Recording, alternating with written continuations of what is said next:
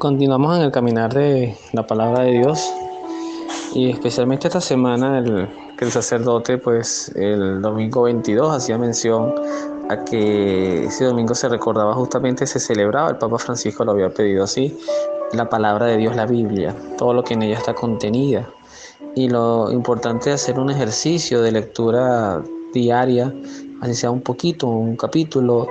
En especial decía él del Evangelio de San Mateo, que es el ciclo A que estamos este año litúrgico recordando.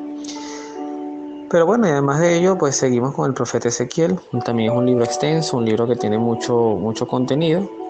Pero bueno, vamos avanzándolo en bloques. Lo importante es recoger contenidos y poder trasladarlo comparativamente con el Antiguo y el Nuevo Testamento y traer algo para nuestras vidas. Y hoy el tema es importante porque esto también es de lo que vamos a hablar hoy. Así como la semana pasada hablamos de que los pecados no se heredan, ni los hijos tienen por qué pagar los pecados de los padres, ni tampoco heredar las virtudes. Cada quien escribe su historia, su vida. Hoy vamos a hablar de otro tema que es muy importante, que es cuando tenemos rencor en nuestro corazón, odio, rabia, sed de venganza. Es muy fácil, además en Venezuela lo vivimos. Eh, Especialmente recuerdo el año 2013, por citar algo, cuando murió Hugo Chávez Frías, que era el presidente de Venezuela, muere de un cáncer en La Habana, según lo dicen los registros oficiales. De eso tiene enormes versiones también. Pero inmediatamente había muchos sentimientos encontrados. Fue un ser humano que despertó, no pasaba indiferente ante la emoción de los venezolanos. O sea, o lo amaban o lo odiaban. Y quienes expresaban ese detestar, pues también hay gente que decía, bueno, que estaba en el infierno, que qué bueno que se había muerto, etc. Había muchas cosas allí encontradas. Eh, el cristianismo, y especialmente el mensaje de Cristo, que además lo vemos desde el Antiguo Testamento en el mismo Padre que inspiraba a los profetas, se aleja mucho de este tipo de lenguajes, porque además en las bienaventuranzas Cristo lo explica. Bienaventurados los que tienen hambre y sed de justicia, porque serán saciados. No explica cómo. Eso es muy importante. Ese cómo, yo quiero que tú me digas cómo me vas a saciar, no es parte del mensaje, porque al final lo que quizás mucha gente no termina de entender o de saber es que el mayor castigo que un ser humano puede tener es el dolor de darse cuenta que vivió su vida no solamente sin amar a Dios, sin acercarse a Él, sino también haciéndole daño a los demás. Así usted le haga daño al más pequeño, insignificante, ha sido una sola vez en su vida, las consecuencias de ese daño proyectadas en el tiempo son terribles, y es un poquito lo que explicaba Santo Tomás de Aquino cuando él hablaba del juicio individual y el juicio universal. El universal no cambiaba la sentencia del juicio individual, pero medía las consecuencias de un pecado que se haya cometido. Y pongo un ejemplo. Supongamos un hombre, un ser humano, que le quita la vida a una madre de unos niños. Y bueno, nada, él murió y por su pecado va al infierno, ¿qué? Pero luego en el juicio universal, no solamente se va a ver su pecado cometido, del cual puede ser que no haya habido arrepentimiento, sino que también va a haber las consecuencias de ese pecado. Mira, después que tú matas a su mamá, esas niñas crecieron, una se suicidó por depresión, la otra nunca creyó en el amor, se le secó el corazón. Todo lo que eso va evolucionando en un pecado es lo que mide el pecado universal, la consecuencia de tus pecados en el tiempo. Entonces, la mayor virtud, porque no es nada más que cuando tú matas a alguien o alguien muere que hace mucho daño, por ejemplo, un Adolfo Hitler, que es un mal reconocidísimo, y unánimemente, casi unánimemente, porque hay gente que en este país, en este mundo hay de todo, pero en su mayoría la gente entiende que eso fue algo muy diabólico y muy maligno, pero las consecuencias de ese mal todavía se corren en el tiempo. ¿Cuántas generaciones crecieron sin sus padres, sin sus madres, sin sus abuelos, se arruinaron, se dejaron sus países, exiliados precisamente por esas persecuciones y esas locuras? Entonces hay pecados que solamente sus consecuencias se van a medir en el juicio final. Entonces decía que lo que más inspira a Dios, y aquí lo dice claramente en el profeta Ezequiel, no es andar condenando gente ni mandando gente para el infierno. Eso no es lo que Dios más disfruta, ni una de las cosas que más le alegra el corazón, porque eso da tristeza, y es la misma tristeza que un padre puede sentir cuando ve a su hijo totalmente descarriado, fuera de sí, haciendo daño, en malos pasos. Puede ser que tú llegues a un momento en que ya no pienses tanto en eso y bueno, nada, se perdió, pero el dolor está allí. El dolor seguirá estando allí, seguirá estando allí por siempre, porque eso es algo que tú amas, es un ser que tú amas. Entonces Dios nos dio a través del profeta Ezequiel lo siguiente. Dice: si el malvado se aparta de todos los pecados cometidos, se dedica a observar mis mandamientos y si se comporta de acuerdo al derecho y a la justicia, vivirá y no morirá. Se echará al olvido todos sus crímenes que cometió y debido a la justicia que haya practicado, vivirá. Pregunta el Señor entonces: ¿creen ustedes que me gusta la muerte del malvado? Dice Yahvé: lo que en realidad me agrada es que renuncie al mal y a su mal comportamiento, y así viva. Pero también advierte el Señor: en cambio, si el justo se aparta de su justicia y se dedica a hacer el mal, si comete las mismas fechorías que cometía de malo, serán dadas al olvido todas las obras de justicia que practicó. Morirá a causa de su fidelidad, de lo que hizo, que le hizo culpable, y del pecado que cometió. Esto es palabra de Dios. Esto es tan elocuente que te permite ver como dos aspectos fundamentales de la vida. La salvación es un eterno presente, no es una acumulación de méritos, es un eterno presente. Y en realidad lo que más destaca de esta observancia es el estado presente en el que tú te encuentras con la muerte, o sea, cómo te consigue la muerte.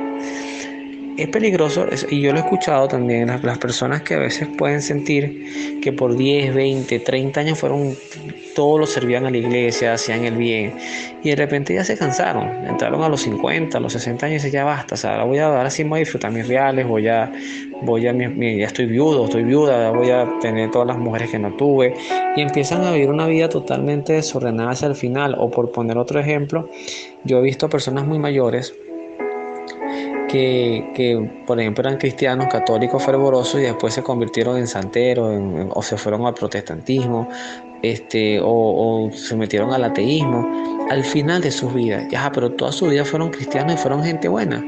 Entonces lo que hizo al final le va a borrar todo lo anterior. Lo que le dice la palabra de Dios es que sí, porque empezaste bien pero terminaste mal.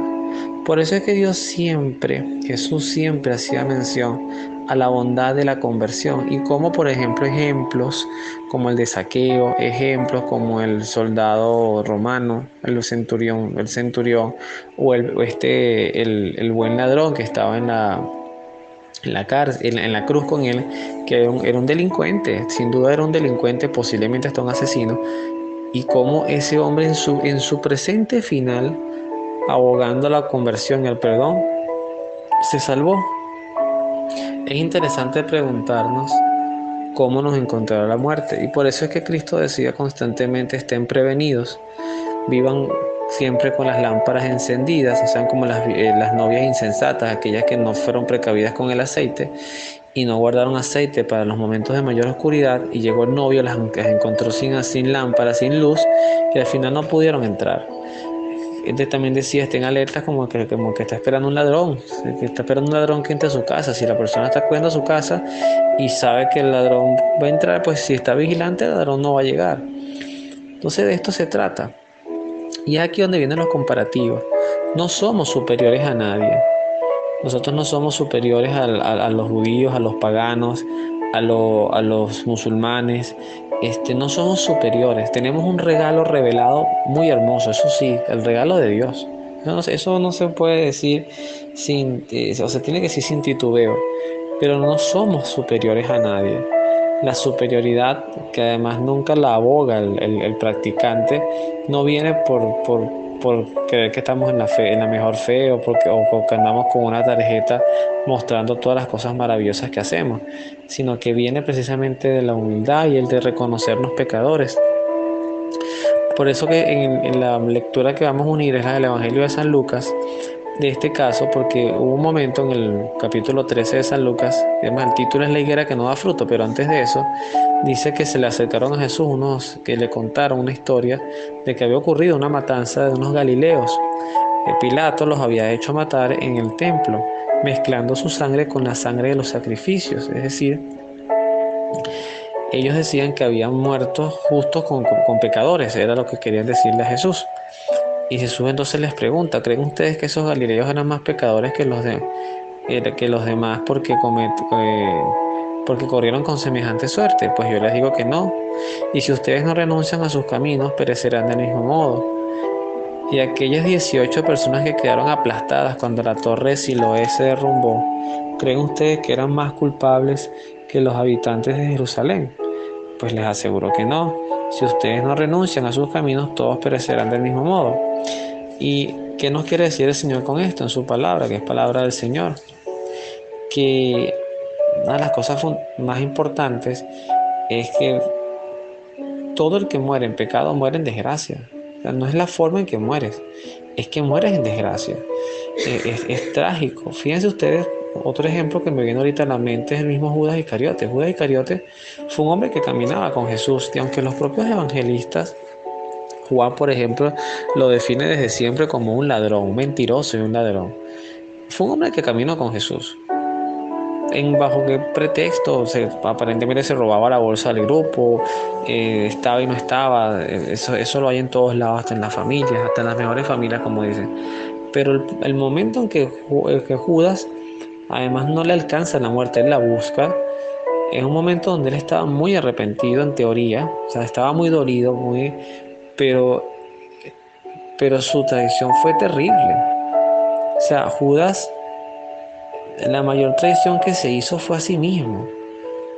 Fue a sí mismo porque se dejó convencer por las tentaciones más duras de que Jesucristo no valía la pena. Y esa sensación la podemos sentir muchos en el mundo.